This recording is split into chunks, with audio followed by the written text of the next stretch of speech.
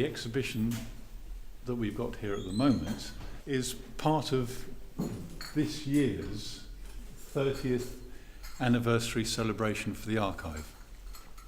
And the archive itself was established in 1985, and as a consequence we're celebrating that event through a whole series of exhibitions and conferences and other activities associated with the collections that we've got, some of which have already happened in various galleries and museums in the area, and some are yet to happen, including our conference, which will be starting in October and will be associated with a book launch from Eileen Adams, who will be looking at the whole notion of visual literacy, as well as presenting a summary of her work through art in the built environment and power drawing over the last 20 plus years.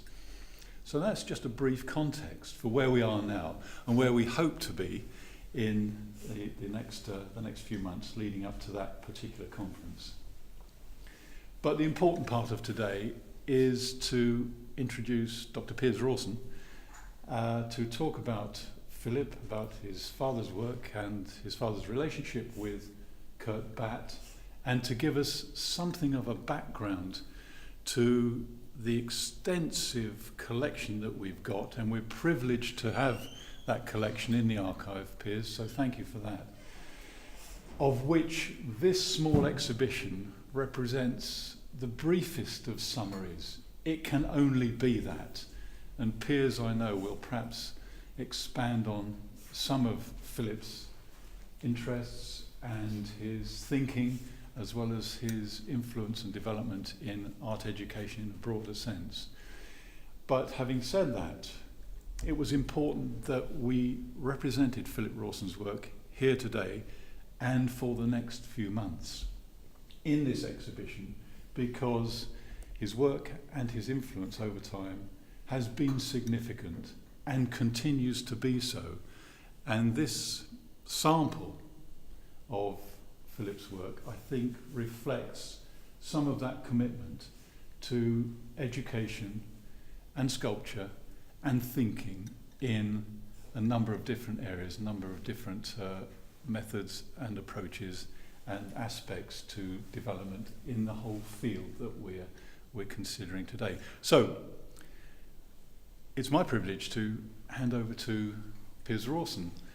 Well, thank you. Thanks ever so much to Tony and Les for making this happen, and Anna and Leonard and all the volunteers and cataloguers, and most of you are here probably in some manner or means. It's impressive. It's quite a shock to confront all this stuff, which the last time I saw was coming out of attics in boxes and into the back of the college van and coming off up here. My father was the son of an industrialist who'd started out in heavy engineering, and my father's side of the family were cutlers in Sheffield for generations, and my father was born at Langbow. Does anybody know where Langbow is? It's the bit of North Yorkshire sort of fought over by Hartlepool and North Yorkshire. It's kind of just on the south bank of the T. So technically, I suppose he was actually born in Yorkshire, so it's quite appropriate that his things should come here. It was he had quite a privileged upbringing because his father was quite wealthy, and he was sent to Winchester. And he went to Oxford University and studied philosophy on a slightly shortened, just post-Second World War course, which was available to people who had been in the forces. He didn't fight. He trained to fly fairy swordfish torpedo planes, but then he was invalided out, and he had. I'm not quite sure, but he actually had a touch of polio, if you can have a touch of polio around that time. It may have been in connection with that. There was some social life. But his father, you might imagine, was totally opposed to the kind of bohemian artistic life that interested my father. My dad went on to study Sanskrit and Asian art at the School of Oriental African Studies in London, which he got an MA.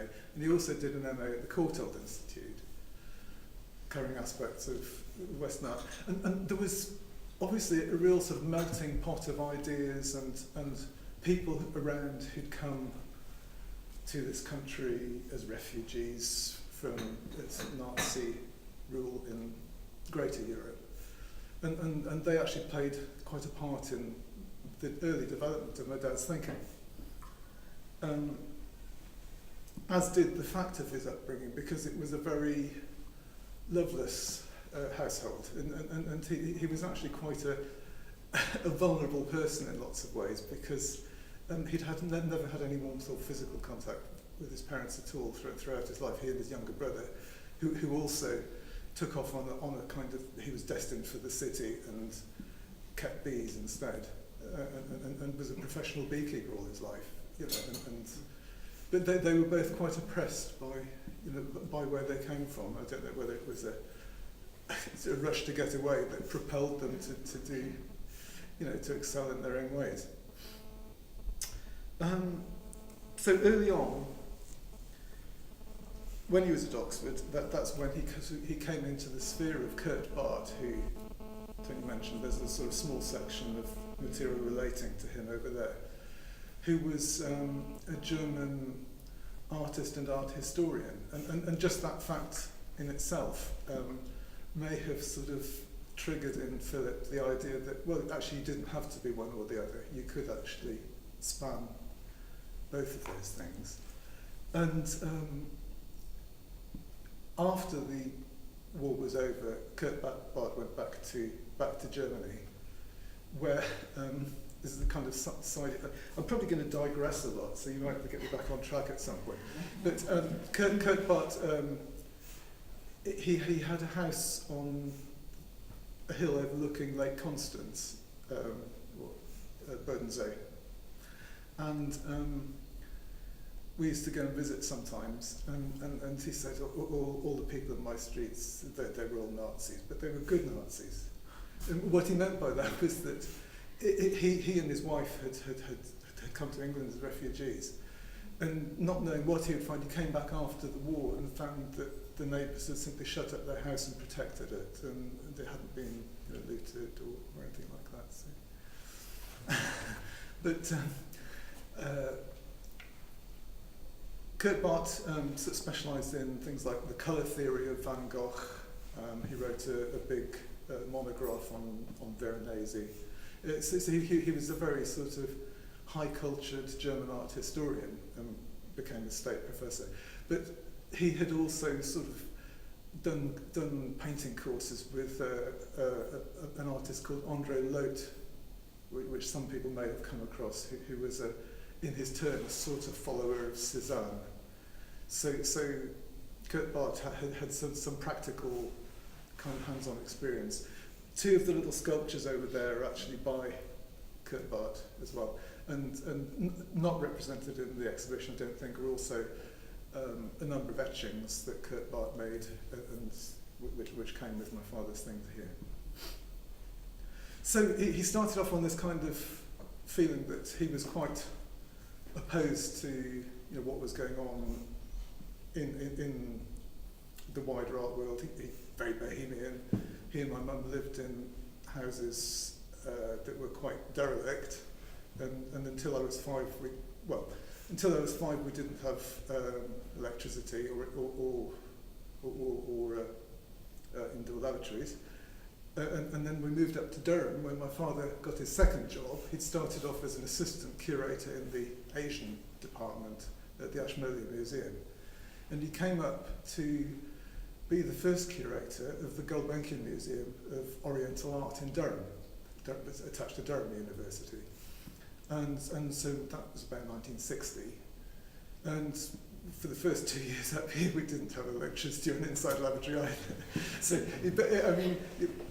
art and academic life, neither of them were particularly well rewarded financially, and he was completely cut off from his, from his parents who'd been, pretty ruthless and disowning, of the. My father made things worse by marrying my mother, who was already married to somebody else, and my father set up the discovery in the hotel by the private detective so that he could be cited in the divorce case, which of course didn't please his parents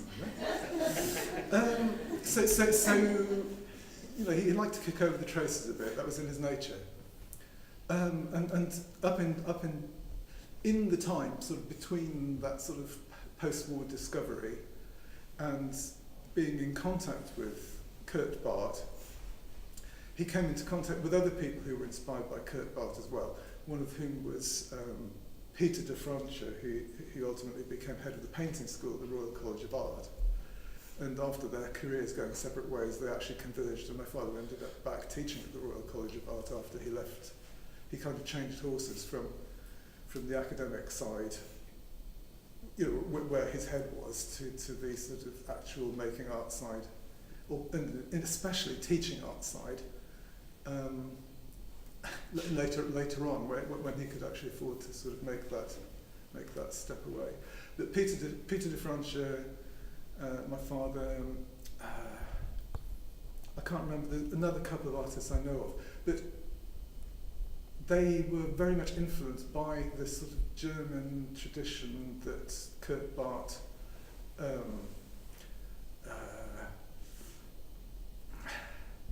he must have steered them that way, or it was what interested him. But it was figurative art. It was figurative art with some kind of philosophical content and ideas behind it, influenced by sort of German high culture, poetry, Rilke.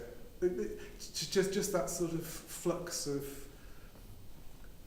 the human body being a kind of vessel for expression of ideas, rather than just saying, this is beautiful forms, or this is a traditional way of doing things. It was more that you could express ideas through the ways people were represented, in terms, I suppose, of acting out kinds of dramas, which a lot of the images are of sort of unusual. It would almost be like a sort of pictures from a surreal stage play.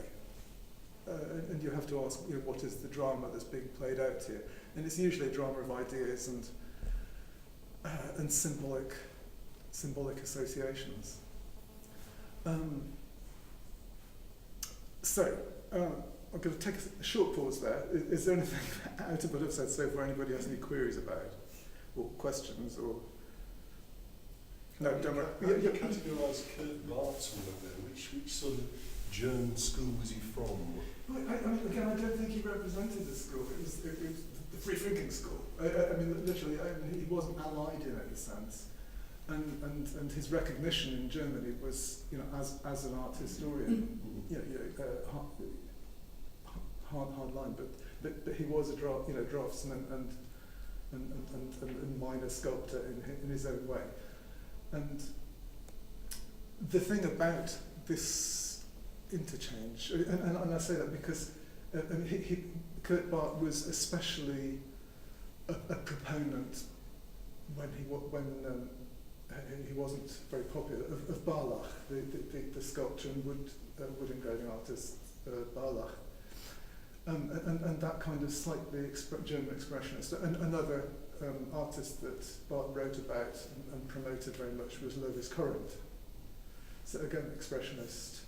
And that strand very much seemed to settle around Peter de Francia at the time that he was professor at the painting school at the Royal College of Art, and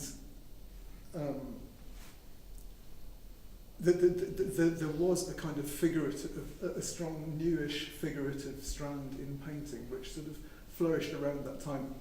Kitai is probably the sort of the person who stood out and carried on that strand the longest, I guess. But you can trace in them the resonances of Beckmann and that sort of late flowering German expressionist trend. So if that was a school, that would be it, which you asked about. So Philip wrote all the time. He'd always be, if he wasn't locked in his study, which he was sometimes, he wasn't a remote person, but there were times when he hadn't got to be disturbed, at risk of explosions. Because he just had to get the ideas out, and then other times you'd be sitting having family time, and he'd just be writing and talking and writing and talking. He'd write all the time, and I have to take a sip of that. And as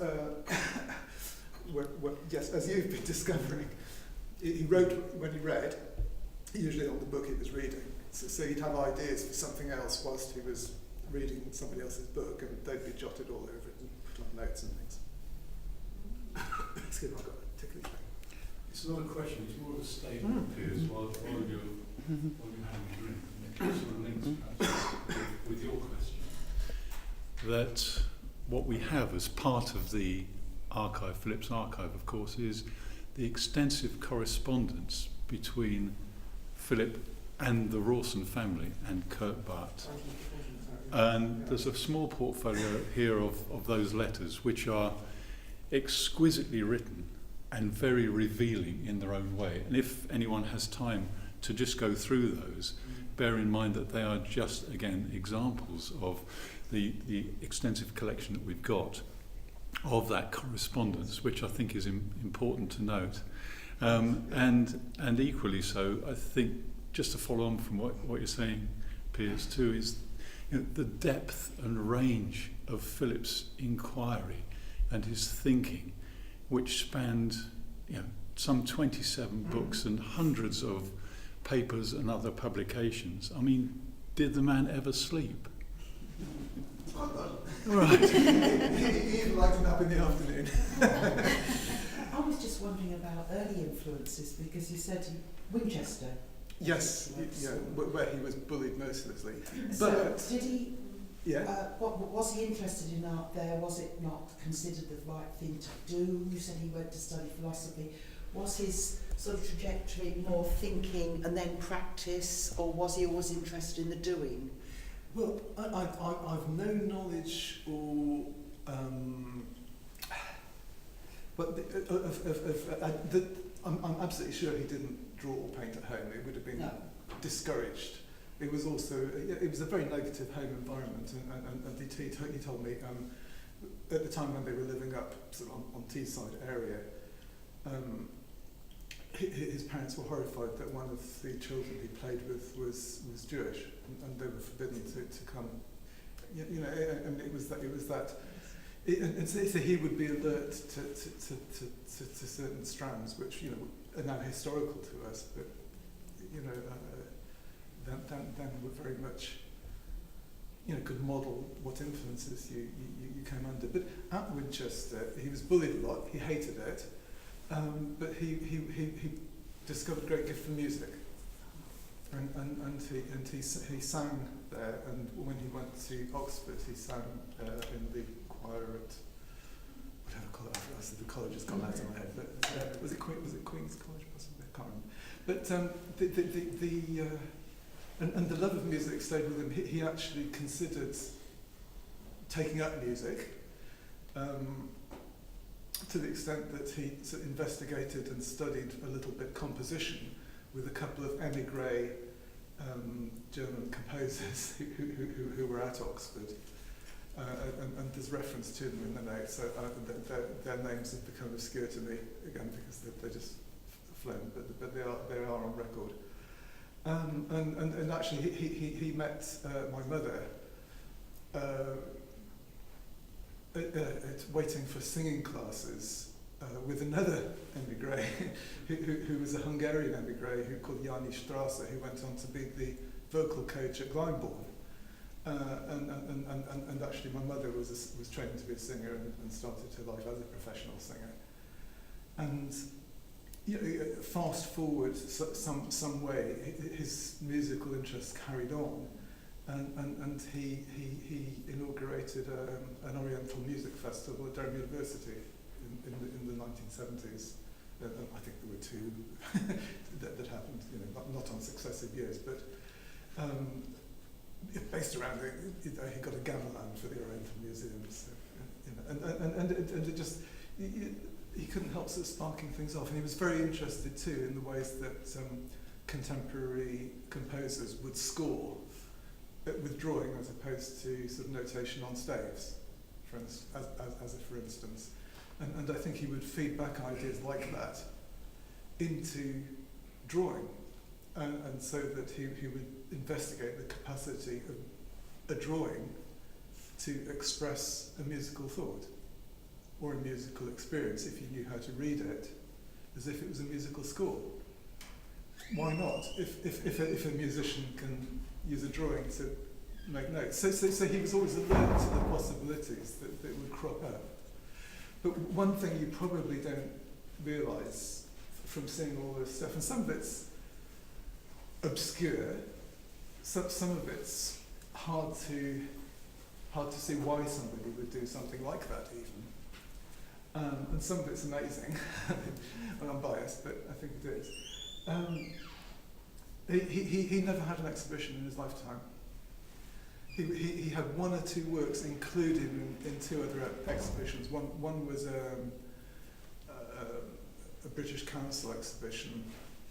I can't remember. There was a drawing of some masks in calligraphic inkwork. And there were some figure drawings in an Arts Council exhibition called The Human Clay, which I think was curated by Kitai, in fact. But he didn't exhibit. And everything that he did, I mean, in that sense, he was a true amateur, because he didn't see barriers. He didn't have a sort of client network who expected him to work in a particular way, or an agent or a market. But he was avid for the experience of making art, and to communicate the possibilities that art could give. And so what you see isn't the product of an artist being an artist. What you actually see is the product of somebody who's trying out ideas and seeing what works and seeing what doesn't. How far can you take this? What does this mean?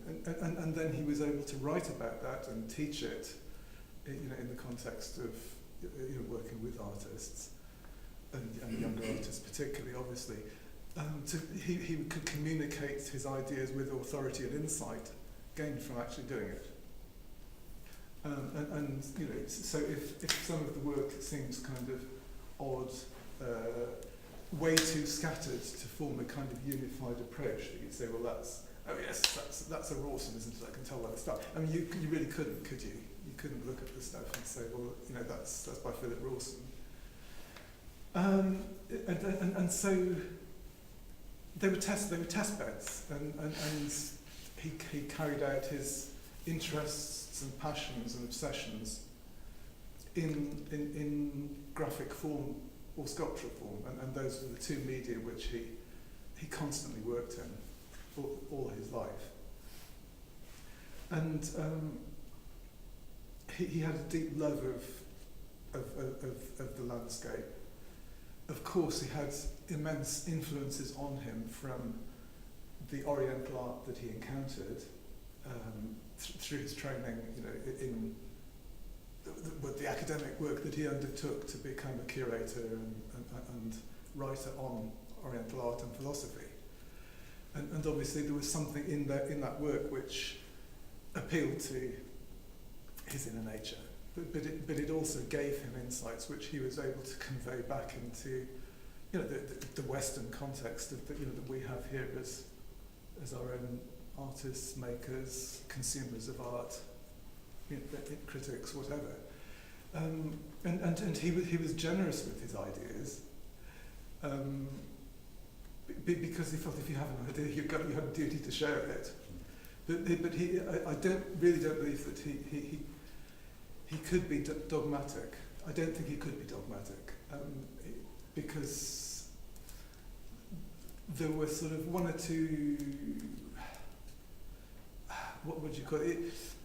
in geological terms, it's when tectonic plates rub together and you get an earthquake. I mean, there were encounters which didn't go well and set up oppositions, and particularly take another swig. Sorry, hold that thought. When the cultural theory revolution kind of began to take hold, he was rather dismayed that people began looking at artworks more as expressions of sort of social aspiration or reflections of a particular aspect of society, which of course they inevitably are. But he began to feel that people were beginning to devalue the actually almost spiritual side of art. And I think a lot of the things that he wrote in the drawings, in the books on drawing and on ceramics and on sculpture, had to do with making sure you had the tools to access all of the potential things that art could offer.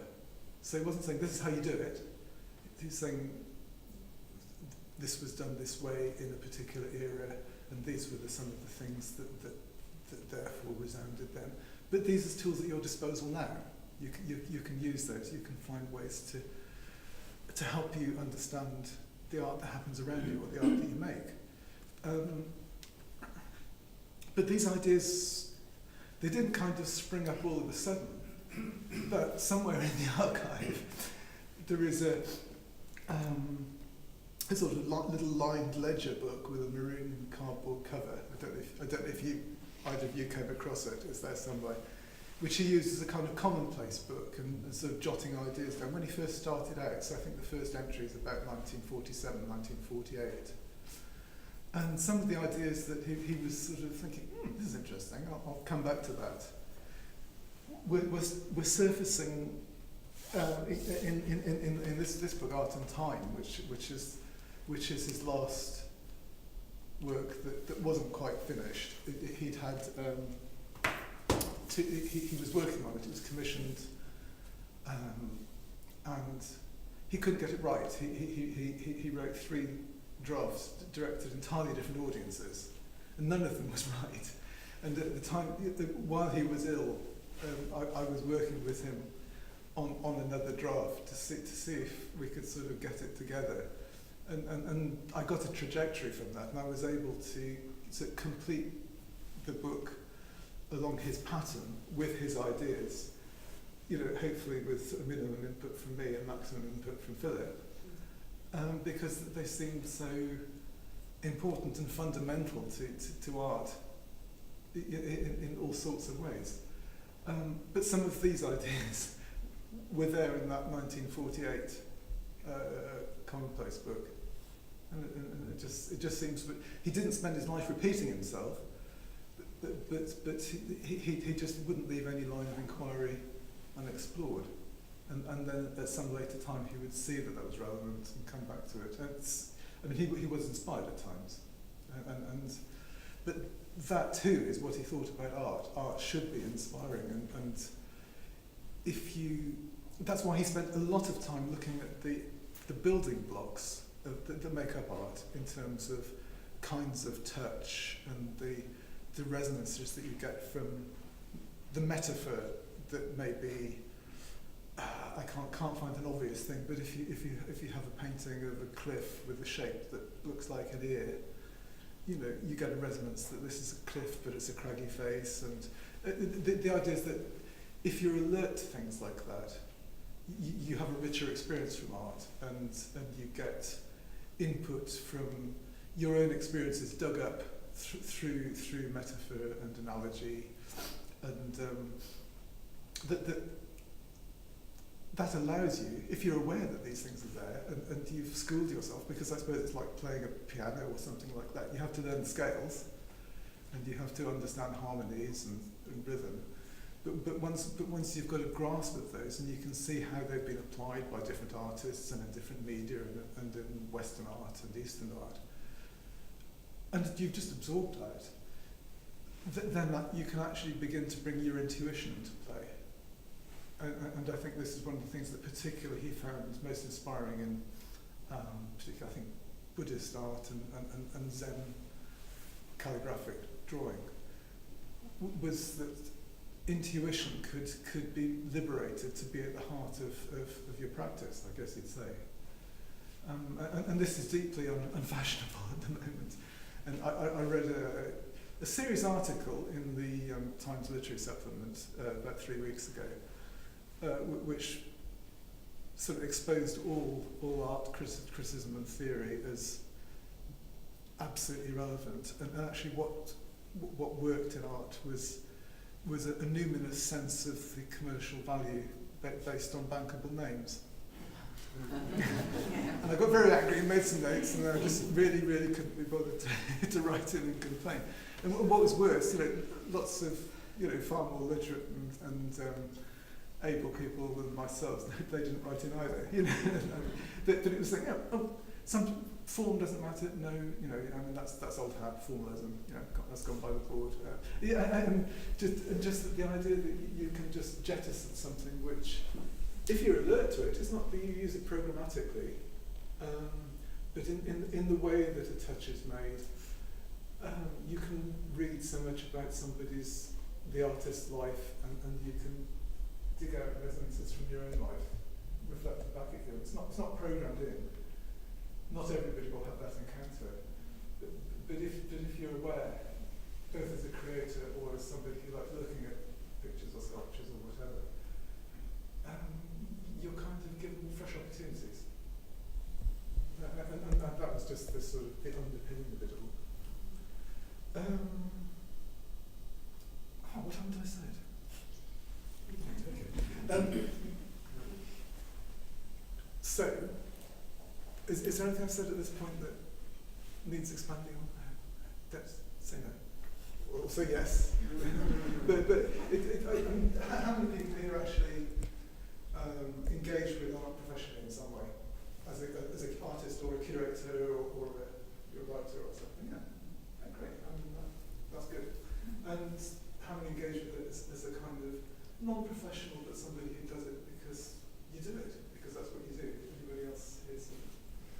Brilliant. So, I don't think Philip would distinguish between you, the fact that you were professionals or people who made or related to art in another way at all. He didn't do that sort of thing. And he was a great user of new media of his time. And again, somewhere in the archive there is a pamphlet, which I think is from 1961 or 1962, which was published in association with a television series he did. It was either Time Tease or Rediffusion on the art of drawing. To think that you probably wouldn't. You'd find it rather hard to float a sort of non-glossy television program on the art of drawing these days. And in the early 1960s, it's probably quite advanced. And there is another book around this. That one there, thanks, which is Seeing Through a Drawing, which was published. He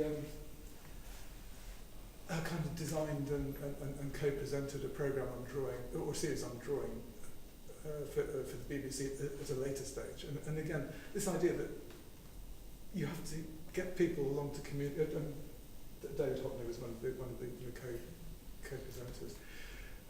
You just had to get people engaged in any way you possibly could, because these things do have a tendency to die out or get, as we all know, get chopped. If there's a budget constraint, it is the kind of creative end which finds it hard to defend itself in any kind of concrete financial terms, which gets offed first, doesn't it? What can I say? We can talk about erotic, if you want to, which is that a lot of the artwork that he came across and quite fascinated him because it was very central to the religious and cultural practices in certain of the oriental cultural strands, particularly Tantra, a very open, unfettered idea about the place of human sexuality. And he explored this with enthusiasm. And it also because of the fairly sort of uptight society that we were in the 50s and going through into the freeing up in the early 60s, it was a quite untravelled road, to explore in Western critical terms the erotic in any other way than a salacious way. It wasn't as exciting, dirty pictures in another way, but to actually look at it as art and as an expression of both physicality and, again, religious aspects, which in particular, obviously, in tantric belief, sexual practice had a deep philosophical meaning as well as a fun side to it. I guess it had. For everything. But it resulted in, I don't quite know how this worked out. I wish I did. Maybe there's some correspondence in the files.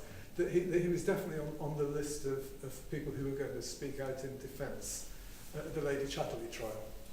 But it didn't come to that, because the prosecution collapsed.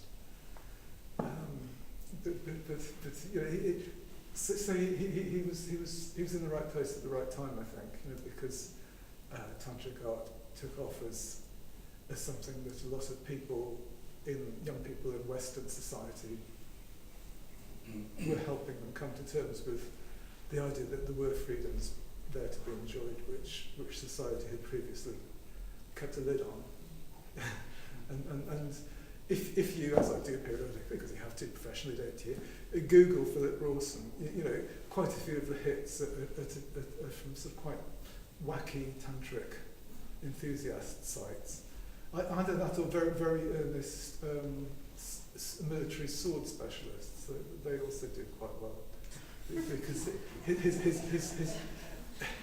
MA thesis at the Oriental School was a catalogue of the different shapes and types of the Indian sword.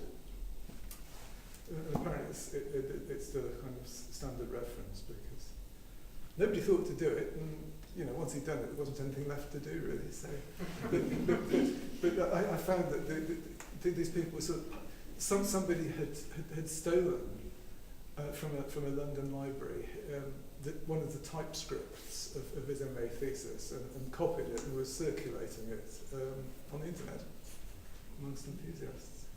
So there you go. But anyway, I'm going to that sort of the erotic strand. Obviously, there are loving couples of various kinds in various ways, in particular the sculptures, and again that was his expression of how to have a whole life, that was part of your life, and it also was a magnificent vehicle for encountering the physical sense of the body in movement, or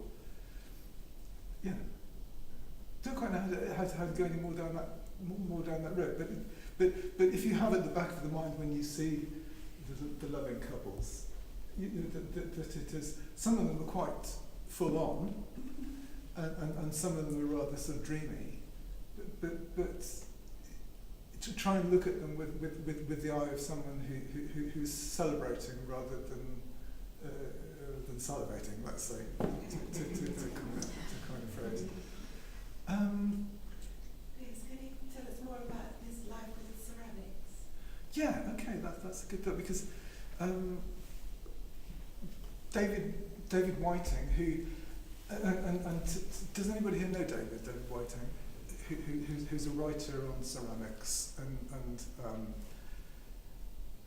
he first encountered my father when David Whiting was giving a lecture at Dartington on some aspects of ceramics, and my father heckled him from the audience, which isn't the polite thing to do at a sort of upscale gathering. But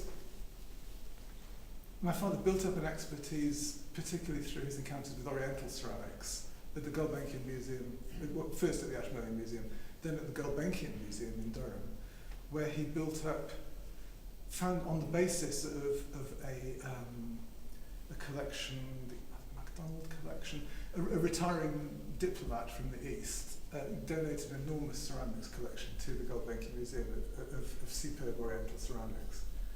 And because the museum was well funded by the Gulbenkian Foundation, he also had an acquisition budget. And he became something of a kind of expert on aspects of oriental ceramics. And it was just at that time when the colonial expanses were shutting down and all these crusty old colonials were coming back to retire to good old Blighty, bringing their ceramics with them, and then they died and their families said, what's all this stuff cluttering up the attic? And so there was a period in the sort of 60s and early 70s when lots of amazing materials were being recycled through auctions and antiques, but not in the way that they are now for sort of megabucks because of the Chinese money that's now available. So he was able to acquire a lot of things for the museum. Again, he'd been interested in ceramics because he was interested in everything. And he started to work out an aesthetics for ceramics, which I don't think anybody had done at that point in the same way as he did in a way for drawing. That is to say, these were his first two books on aesthetics. They were Oxford University Press, I think they were published in the mid-1960s, which was the art of, no, it's not the art of drawing, I can't remember. It was drawing and ceramics. And he investigated, as far as he could, all of the potential techniques for these media,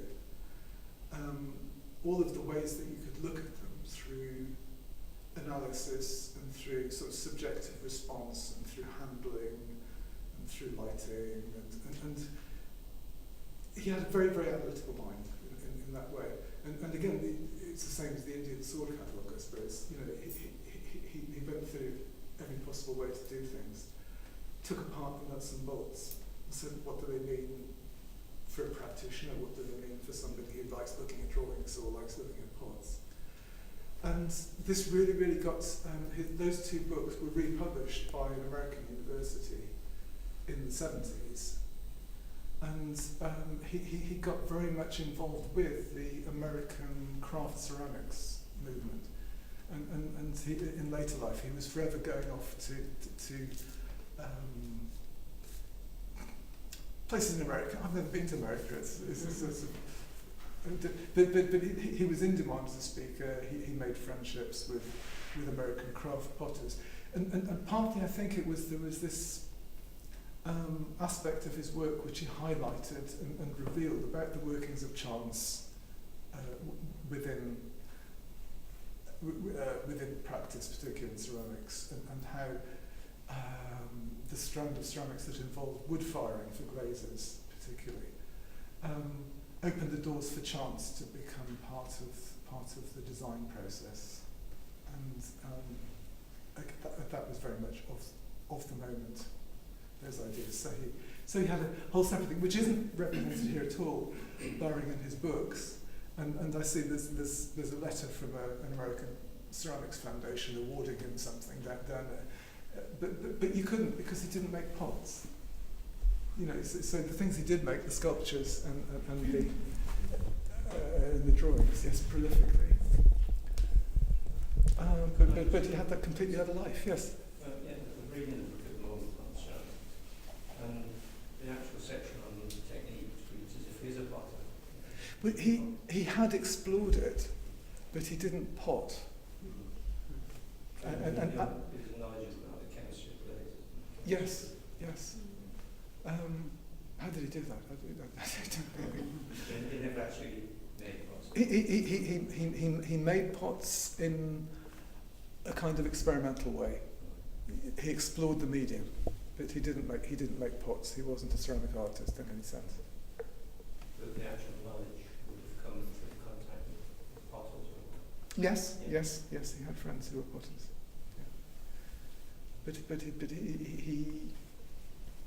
I don't know. But if you look at that, look at the book as you are, you will see that a lot of it is about the expressive form, Yeah. and the ways that there's a symbolic Yeah. indication, Yeah, in particular pot shapes and things like that. I can understand an art to understand the aesthetics. Yes. I was just intrigued that he seemed to understand the technical side. So. I know that he had explored it, and I know that he, in his later life when he taught at the Royal College of Art, he didn't teach in one faculty. He taught across the painting, ceramics, and sculpture faculties. And doubtless he was getting a two-way interchange with the graduate students that he was working with on that, I guess. But I don't, there weren't any sort of rich veins of river clay in the back garden when I was a child or anything like that. And I don't have any recollection. But of course, he having said that, most of the larger, and there is even one larger sculpture, I don't know if it still exists or whether the frosts and vicissitudes of time have but he modelled his sculptures. The medium-sized ones he modelled in clay, so he was used to kind of working with clay as a modelling material and handling it in that way. But things like that, and the blind musician on the further side of the column there, he built up and modelled in cement on an iron armature, which he sort of hacked together bits and. So yes. That is a significant question. So, thinking around that, he was doing both things, like the modelling clay to make a cast that he used, and then actually the building, so taking away and the adding. Yeah. Why did he choose concrete? Do you have any idea? Durability and cost. I mean, you see all of the reliefs that he made, some of which are very beautiful, but on a very small scale. He could never afford to have anything cast. He used to model in clay or plasticine, cast them himself with latex molds, usually with some kind of cement-based slurry. And you'll see some of them. His experiments are giving different surfaces with, sometimes there's one with a graphite surface partially put on, which gives a kind of, body sheen to it. But no, he didn't have anything cast. but at the time when he started doing that, was during the big sculptures, was in the no lights or indoor lavatory phase. So I don't know if any building sites nearby were kind of lighted a bit of cement or something. But he. So did he have a studio at home? Always, yes. So he didn't do his work when he was at college? No. He was always at work? Always at work at home, yes. And then moving house several times, you can appreciate, became quite an ordeal with several sort of large concrete sculptures, which they tracked from Oxford to Durham, and the collection was added to in Durham, and then that went down to Dorset, and then it came back up here. So it's quite well travelled, really. Well, we can testify to the problem for that because we tried to move that big one a couple of times. Yes. It is supposed to be Orpheus, by the way. The name came back to me, but I won't hammer on about too much. But if you look at there are figures of philosophers and people in contemplation, and the expression that's there in their garments and things like that, or in the landscapes which they're in, you will often see a kind of connection between the figure and the landscape, which is often they seem to flow into each other. And those meditating figures are really a metaphor, the human soul and spirit looking out into infinity, because that's all we've got, isn't it? We've got us and out there, really, but in broad terms. Piers, unless there's anything else that that you feel needs to be added at this point? I'm just going to sort of tie this together. I think that would be great. Is that all right? Please facilitate this. Because I suspect you're going to be much in demand over the next sort of 20 minutes or so, because people perhaps want to sort of call you and ask sort of individual questions. But on behalf of everybody here, if I could thank you for firstly making the effort to come up, you and Rosalind, A pleasure. and for putting all of Philip's work into that context. Absolutely fascinating. And I think what's come through to me, what you've reflected, not only in the generosity of your explanation, but that sort of reflects the generosity, I think, of Philip's attitude in his work and his approach to all manner of things, which I think is significant. And if I dine out on anything over the next few years, it will be the fact that the National Arts Education Archive gave Philip Rawson his first and only exhibition. I think we'll tick that box, sure, absolutely. And just in a sense, because I know that there's so much more yet to explore with you, Piers, and individuals I think will do that. But one of his students came up last week, and I've just noticed this in the visitor's book, and it simply says, "Thank you, Philip. It's brought back many memories." And I think the generosity of his spirit with his students and his dissemination of ideas is encapsulated in that particular comment from that visitor to the archive. Now, we titled the exhibition Philip Rawson, Philosopher-Sculptor-Educator. And in one sense, I think that brings much of what you've been saying together. Absolutely. At one level, Piers, but at another level, it also seems somehow inadequate. But I'm very grateful for everything you've said, Piers, and thank you so much for your time and for your explanations. Thank you. Okay.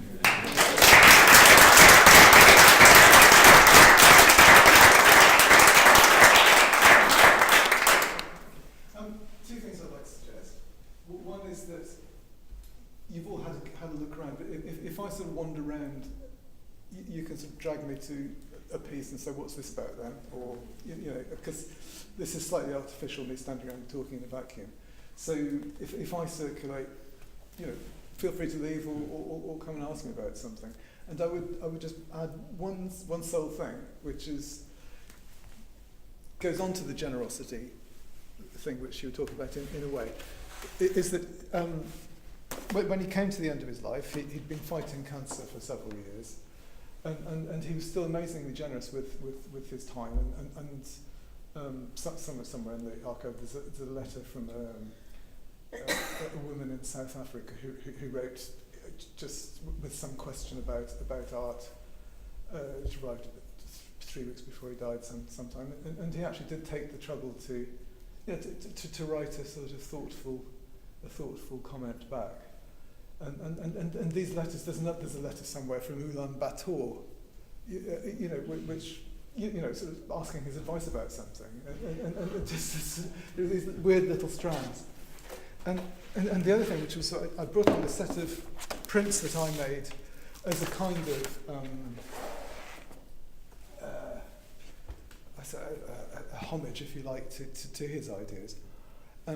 Having worked on the Art and Time book, time literally was of the essence, in the sense that he felt that the ways that time appears in art, not in there's a clock, but incorporated into the very fabric of the way an artist works materials. When I was going through his things first, I came across quite a few of the things you mentioned, little tabs of paper which he sort of used as bookmarks and sort of scribbled an idea on, and they just kept cropping up. And I picked out a sequence of them, which are all about time, and they become almost illegible as they go on, because some of them were made as his kind of motor skills declined very much towards the end of his life. But I've reproduced them as part of these composite images that I made, which all feature parts of the River Tees. as a kind of background leitmotif to it. And if you'd allow me just to read the notes one by one, do feel to come and look at them later. It seems quite grand, some of them. It says, the cliffs and catafalques of foam on which our ages lie. It's kind of possibly a bit metaphysical, I don't know. But it signified to him, so he wrote it. So I would, throw that open and say, well, what does that mean? Because a catafalque of foam or a cliff of foam isn't something that exists in reality. But if you imagine it, how does that come? Time that has, and this is I know it's an idea that appealed to him very much from reading philosophy. Time that has been past for 1,000 years is as present and near to God as the time that now is. Now, he wasn't a religious person in a conventional sense at all, but he used God as a metaphor for the divine and the spiritual at whatever level and in whatever culture it took place. Getting more illegible, I might not even be able to decipher them right now. Not everything is as simple as it looks, which is that's an absolute banality, and yet you have to actually question it. And if you take that forward, only the fixed head human treats time in terms of conceptual entities, beginnings and ends, rather unfurlings and outscrollings. And that, again, I know something that he took from Buddhist ideas, that the universe sort of continually doesn't quite recycle, but expands in an infinite way. Making good forms stand for things is to divinize them, revealing the realm from which they come. So the idea is that as an artist, by creating a form, you are actually expressing and participating in some kind of spiritual response to the environment. I don't mean just the physical environment, but the culture and the world of ideas that you live in. And the very last one, which is almost indecipherable.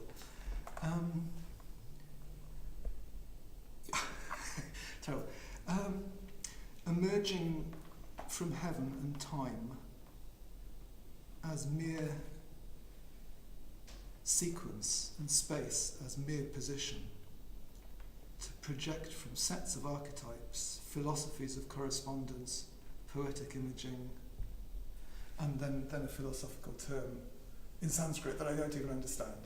But these were kind of musings that were floating, and particularly the last ones, where the handwriting becomes very destroyed. They were still central to what was just keeping him going. So do feel free to take a little look at that. Thanks everything, guys, and I'm going to go over there with my bottle of water and come and ask me about stuff if you'd like to. Before everybody moves, could I just